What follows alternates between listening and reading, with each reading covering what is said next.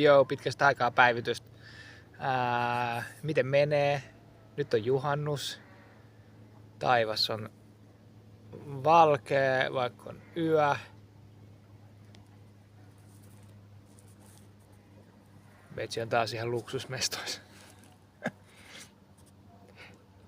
Tänne ei pääse, ellei me aidan yli. Joten aika paljon mäkin uhraudun. Mennään silleen, että näkyy toi maisema tolleen. Noniin, hyvä. Tässä näin. Ehkä. Joo.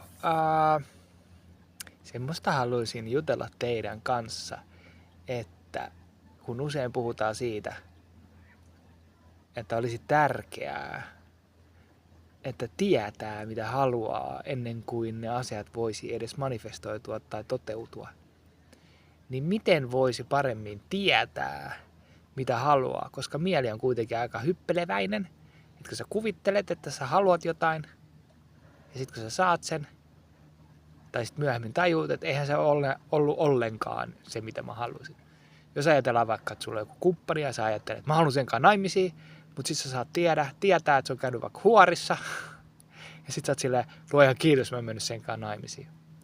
Niin tää on tavallaan tää leikki, mitä vedistisessä maailmassa sanoo lilaks.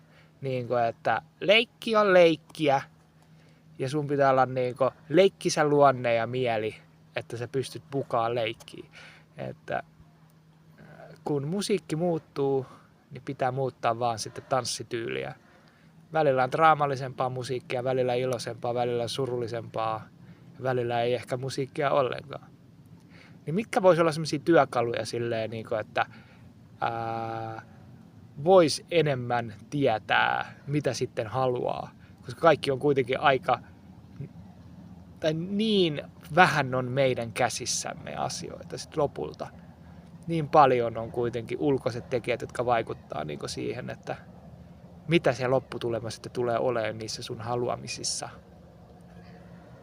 Ja kaikilla asioilla on aina myös kaksi puolta. Tämän mä haluaisin vielä, mulla oli taatelin siemen, mä sylkäsin sen pois. Niin tämän mä haluaisin tuoda vielä tähän näin, että sitä voi sanoa myös yin ja yangiksi, sitä, että kaikilla asioilla on myös toinen puoli. Esimerkiksi jos lapsi syntyy, se on usein maailman hienoin hetki, paras päivä elämässä. Mutta sitten jos lapsi katoo, niin se on sun koko elämän hirvein ja huonoin päivä. Et me ei voi saada semmoista jatkuvaa hyvää, jatkuvaa kasvua, jatkuvaa onnellisuuden viimaa. Me ei pystytä saamaan, ellei sitten mennä mielen toiselle puolelle, missä se onnellisuus sitten tulee eri rakenteista. Mutta nyt kun puhutaan tämmöisestä vähän pinnallisemmasta asiasta, unelmista, niin että mistä ne rakentuu,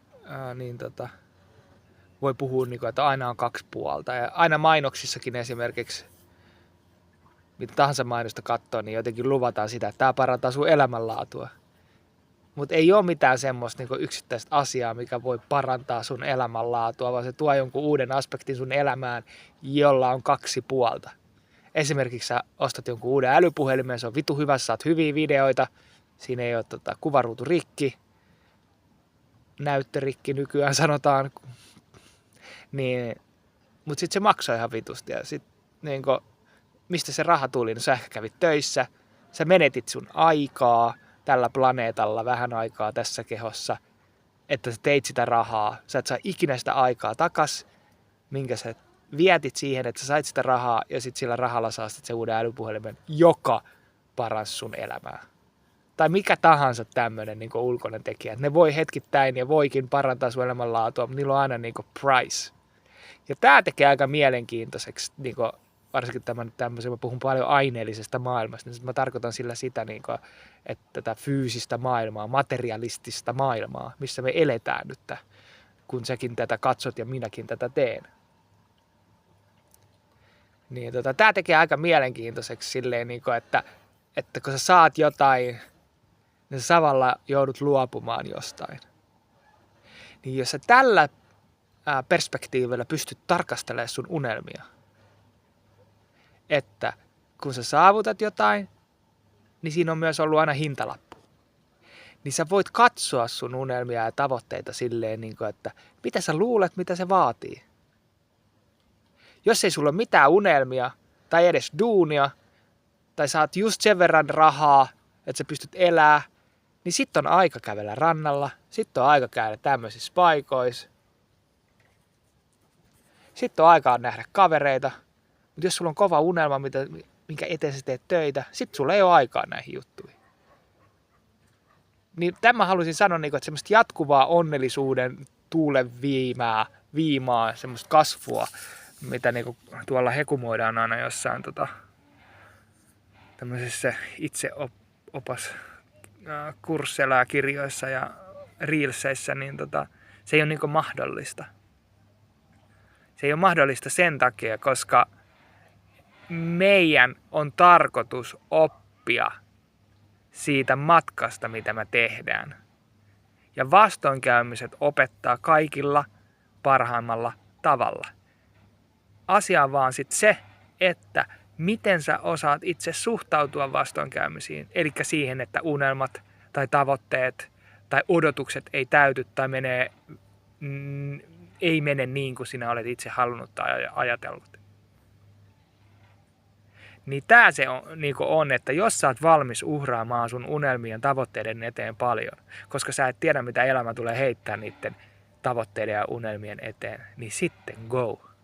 Mutta jos se on silleen, että sä oot ajatellut, no sen jälkeen mulla on sitten hyvä elämä, tai sen jälkeen mä oon sitten onnellinen, tai sen jälkeen mä teen sitten lapsen, tai sen jälkeen mulla on aikaa parisuhteelle, niin se on ihan fuulaa. Sä huijaat siinä vaan ittees. Tee se mikä pitää ja oo onnellinen. Mutta oo onnellinen myös, jos et tee sitä mitä pitää. Respect.